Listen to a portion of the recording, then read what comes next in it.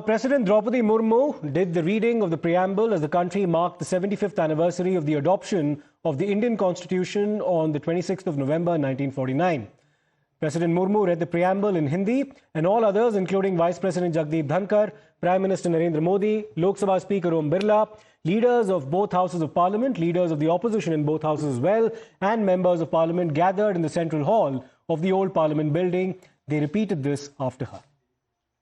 Now, amid the celebrations, opposition parliamentary members have now hit out at the BJP and accused the Saffron Party of insulting the constitution. The I.N.D.I.A bloc accused the BJP of wanting to change the Samvidhan and alleged that 106 amendments were made by the BJP since they came to power. The Congress also slammed the Rashtriya Swayamsevak Sangh for having to oppose the constitution for a very long time. That's their allegation. Baba Sahib Ambedkar's and those senior leaders of the Constitution Drafting Committee put their lot of efforts into drafting this constitution, and it gave the idea a shape for the idea of India to be implemented. We all know that RSS opposed that thing, the idea of India itself, the idea of constitution of Baba Sahib itself. They had opposed the flag, tricolor, they had opposed the independence movement itself. We all know that RSS and its children has always been against Constitution of India, which was drafted by Baba Sahib Ambedkar. I would say the true spirit of the celebration should be in the implementation of the constitutional values enshrined through our, Constitutional Committee, through Baba Sahib Ambedkar. Our quest for equality, justice is still an incomplete dream. So we have to work on it. So while we do celebrate our constitution, the true celebration would be in its implementation, which we are seeing constantly eroding. We've seen it in Maharashtra, we've seen it in various other states, how constitutional responsibility and constitutional immorality is spreading. There is no contradiction between both. We must celebrate the Constitution. All of us, all citizens of India must celebrate the Constitution. It is the framework which keeps this republic together.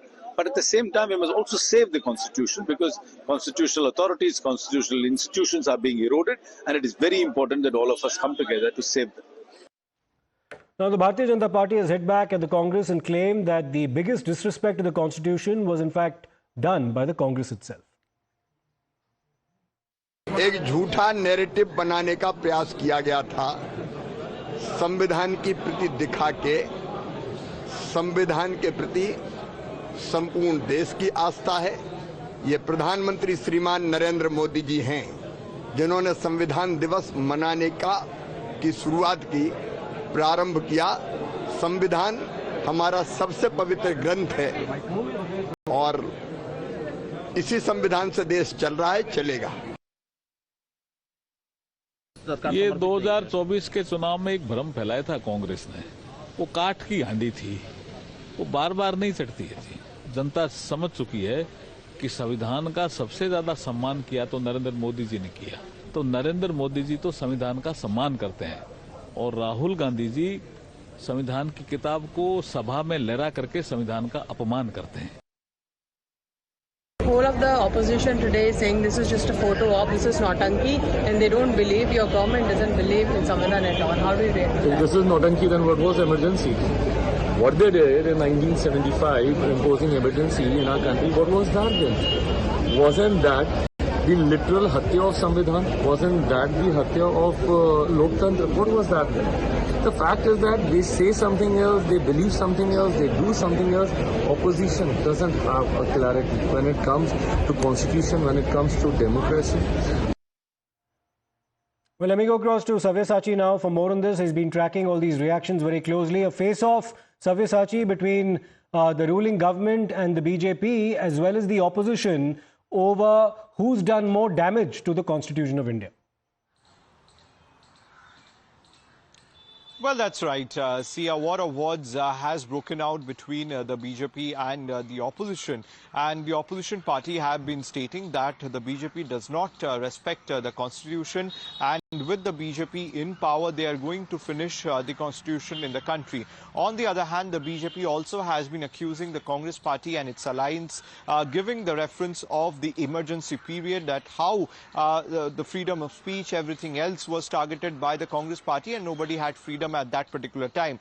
Now we had seen that continuously the war of words between the centre and the opposition is escalating, where earlier, while the Constitution Day program schedule was not given, in fact, the opposition went on to say that at this particular program, the leader of opposition of Rajya Sabha and Lok Sabha should also be given a stage to speak if Prime Minister Narendra Modi is speaking. And that took to the parliamentary affair ministers, Mr. Kiran Rijiju, to went on air and also deny these allegations. He said that the opposition, without knowing the exact schedule of the program, is just doing ho-halla, and that is what the opposition has been doing, despite requests coming in from the centre time and again that it is the people of the country who looks up to the parliament to address the concerning issues that is going around in the country. But because of the continuous disruption that is being coming in from the opposition inside both the houses, and that is the reason why the parliament and the house cannot function. So clearly the war of words only going to escalate further as we proceed with the winter session, and both the political parties, whether it is BJP or Congress or other opposition parties, are going to continuously engage in war of words. And it's been a fairly intensive war of words as well, Sabyasachi, because like you mentioned, there is an allegation coming from the BJP that it was the Congress that has mangled the constitution beyond recognition. In the past as well, they've made several remarks with respect to the number of times the Congress party, when in power, had amended the constitution.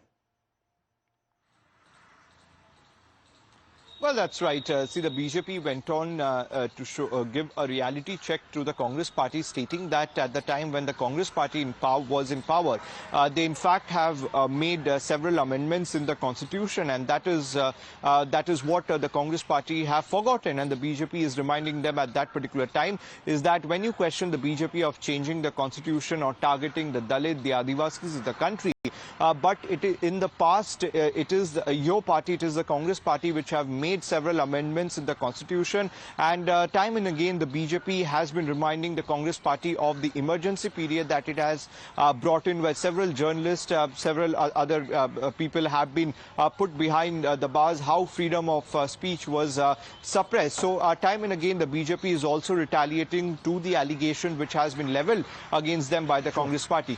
Stay with us, Sabyasachi, because there's been another serious allegation that's been leveled by the BJP, this time against the Congress party leader Rahul Gandhi, who's the LOP in the Lok Sabha. Now, his actions have come under intense scrutiny today, with the Bharatiya Janata Party accusing him of disrespecting President Draupadi Murmu by not greeting her at the Constitution Day celebrations in the old Parliament building. The BJP also alleged that the Congress leader was distracted during the national anthem. The BJP leader, Mr. Amit Malviya, was quick to latch on to this particular instance by sharing two videos from the event. One allegedly showing Rahul Gandhi glancing sideways, while other leaders either looked straight ahead or downward when the national anthem was being played. Now, there were two allegations that were made. Amit Malviya also alleged that the LOP, Mr. Rahul Gandhi, disrespected the office of the president by not greeting the President of India, Draupadi Murmu, while, of course, she was sharing the stage with other dignitaries, including the Vice President, Mr. Jagdeep Dhankar, the Prime Minister, Mr. Narendra Modi, and also Mr. Mallikarjun Kharge. The BJP said that while Mr. Mallikarjun Kharge did in fact fold his hands and greet the President of India, Rahul Gandhi looked away and then walked off the stage once the celebrations had concluded. This is the BJP's allegation based on a video that they've posted on the social media platform